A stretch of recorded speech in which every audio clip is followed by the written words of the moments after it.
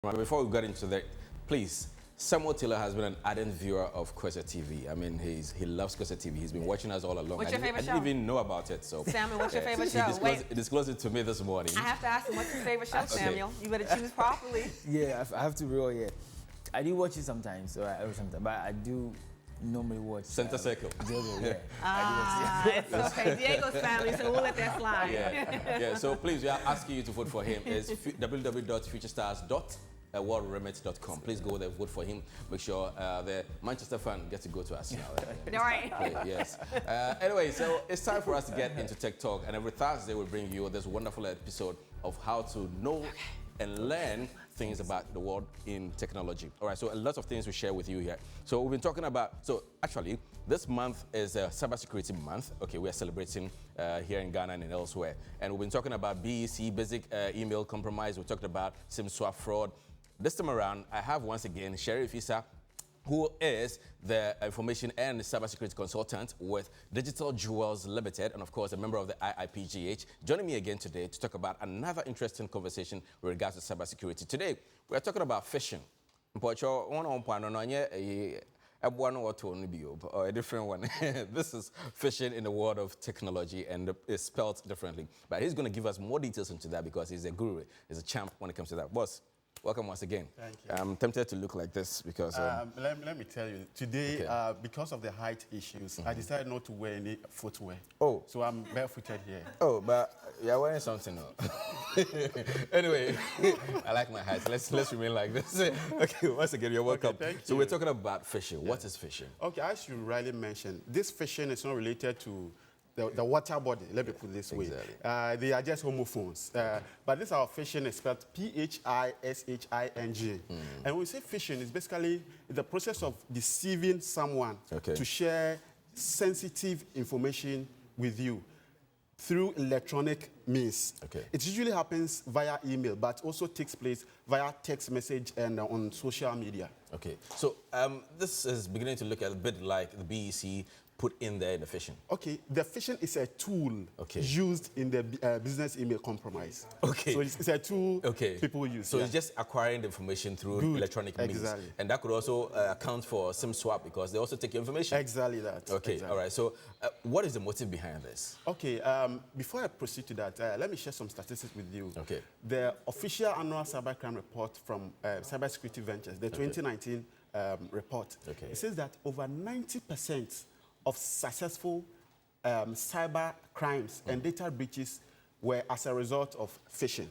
Okay. So you understand what that means? Okay. Yeah. So the motivation of phishers, when we say phishers, those who engage in this exercise, one is to get sensitive information from their victims. Okay. Two, to help them install malwares on your system, malicious software. Okay. Yeah. And three, to financially defraud their victims. Basically that. So three things. Three, yeah. Put malware on your install malware on your machine. Yes. That could also compromise whatever you're doing. Exactly. Yeah. And then to defraud. Defraud you. Yeah. Basically, it's about the money. Kind of. Yeah. Exactly that. Exactly that. And also to get information. Okay.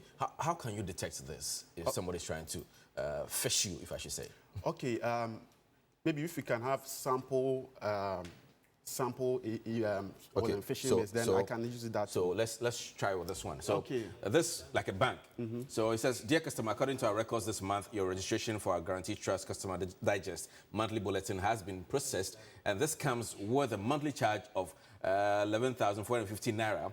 As your opinion is important to us, we would like you to confirm your registration, and it gives you some URL. Okay, if you wish to reject the registration, follow the cancel reference below, another URL there. Note, if you do not respond within 12 hours of this notice, you would receive a successful debit alert on your account confirming your registration. What does it mean? Okay, if you look at this, the guy is trying to, if you see the note, that tells you that there's a caution in there. Yes, exactly that. 12 hours. So he's asking you to either click this or click that. He just wants you to click something. Okay. And look at how well he's crafted this message. Yeah. Which tells you that there's something fishy in this message. I mean, anybody else thinking that there's a bank logo and everything, and they would just go ahead. It looks very genuine. Yeah. It looks very genuine.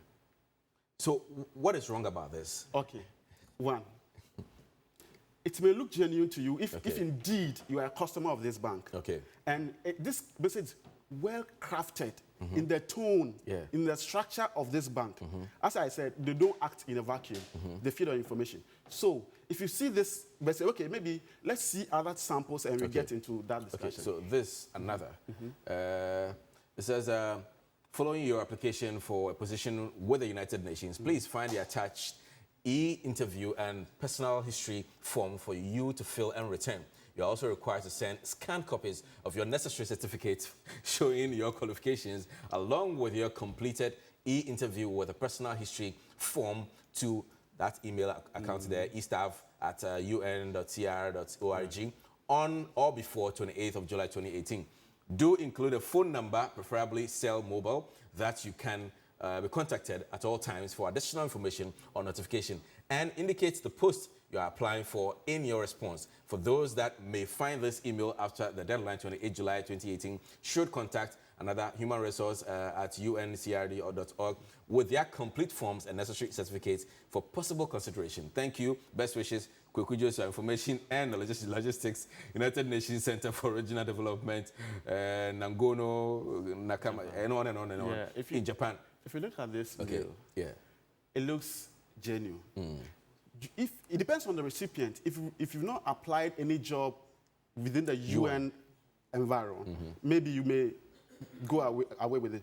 But sometimes you may not even easily recall the number of applications you put out. Yes. And Diego, let me ask you, when an unpaid there obey you UN? Oh, when so when you receive such a mail, you might easily fall for it. Exactly. Let me tell you something, a story behind this mail. Okay. A friend called me, a very good friend called me, and said, Sherrif, I've got an appointment with UNCRD, United Nations Center for Regional Development. And I'm going to China, they will give me this amount, very huge figure.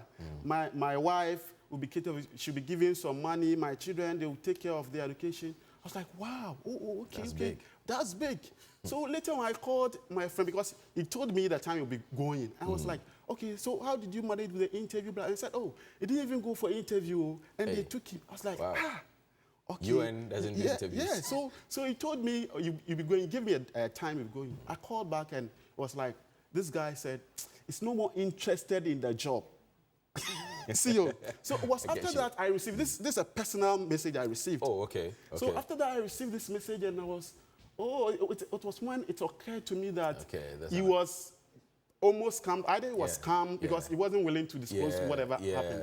You know, UN, if you want to get a job in UN, they use what we call the UN Inspire system. Okay. They don't send you a mail, blah, blah, to do that. No, they don't do that. Okay. And if you look at the way this mail is crafted, UN, they have what they call the P11 form, where you complete when you are applying for this. So this guy has carefully crafted that. This is also P11/interview forms. Yes, because he knows what they do. That's it. So he's just mimicking exactly what they do. Okay. If you look at the last sentence, that's very risky. For those that may find this email after the deadline, should contact human resources at uncrd.org with their completed forms and necessary certificate for possible consideration.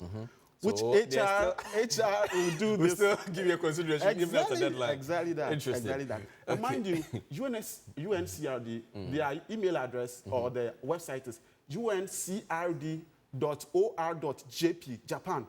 Oh, okay. But look at what this guy did. Okay. He spoofed the domain, un-crd.org. Oh, okay. So if you know the genuine address, yes, you shouldn't fall for this. Okay. So we can look at the next one. Okay. So this one is the iPhone X. XE. Okay. This is what I call the iPhone experience. It's someone's experience he shared. This guy was driving on this trade fair road. Okay. Then two guys, one on the left, one on the right. Then one of them said, "Your back tire, your back tire." So the guy just wanted to see what was happening. And the other guy took the iPhone from the car. So he moved further and realized the phone wasn't in the car. So he decided, okay, this iPhone, they cannot use it, so let me go. So the guy went, then later he called. He used another phone to call them, for them to bring the phone. They never picked. So, you know, you can log on to iCloud, see where your phone is, and push some message to the phone. So we just crafted a mail and a message and said that, okay, this is my phone. If you found it, call this number. So he added a second number for X amount of money. The guys never called. He received a call from them another time. And one of the person was like, oh, we found this phone. I want to know, is it yours? Describe it. The guy described it. And said, okay, to confirm, give us your password for us to know if indeed you are the owner. Okay. The guy being smart decided, he refused. He just went and got replaced the SIM, which was in the iPhone. Then he was there one day, then when he received a text message with the ID from Apple, your phone has been found, click on the link, there was a link in the message. Click on the link to log into your iCloud to find the exact location and get it. Now the guy clicked on the link in the message, typed in the credentials, because he was on break then. Typed in the credentials, then very happy that he was going to get his phone. He went, logged on onto his laptop, logged into the iCloud account, then it showed that device has been detached from the iCloud account, which means it doesn't no longer own that device. Yes. Wow. They are very smart. That's serious. Very, very. But how did they even know to craft that email and send it to him? And wow, this is serious. It's serious. Wow. And these are smart guys. They do a lot of research. If they were in the academia, they would have been professors by now. I can imagine. Yeah. All right. So how do you vet all this? Okay. In order to identify a phishing mail, one, they are not things you expect. I mean, those messages, you don't expect them. They are not mails you are expecting. And two, they come with links and attachments. And because of that, they will ask you to take an action. Either to download something, all the samples you've seen, either they ask you to download something or click on a link. And there's some sort of urgency in the tone, like the one from the bank. Double up in 12 hours. Yes. So if you don't do it. Exactly. And usually, sometimes they come with grammatical and spelling mistakes. You know, some of these guys... How come they are so smart, yet they make mistakes? Okay, let me tell you. Some of them are not native English speakers. Maybe, I don't want to mention any country name. So they craft it in their language, then use Google Translator.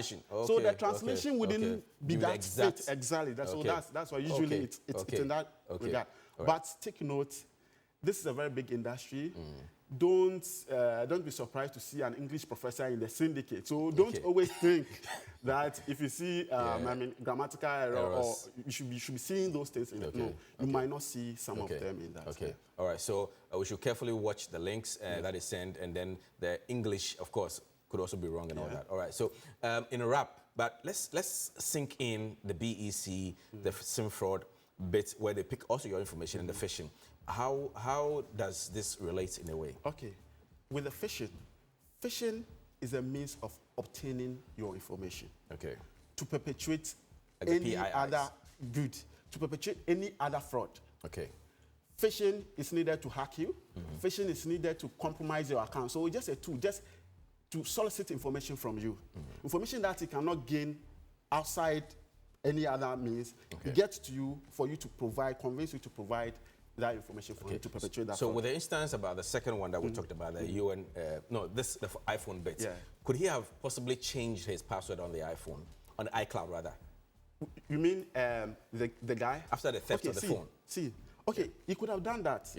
But mind you, the link which was shared with him was a link, a form shared by the guys, the bad guy. So he was just sharing his password and username with them. So once he shared them, they used it to log into the account to perpetrate that fraud.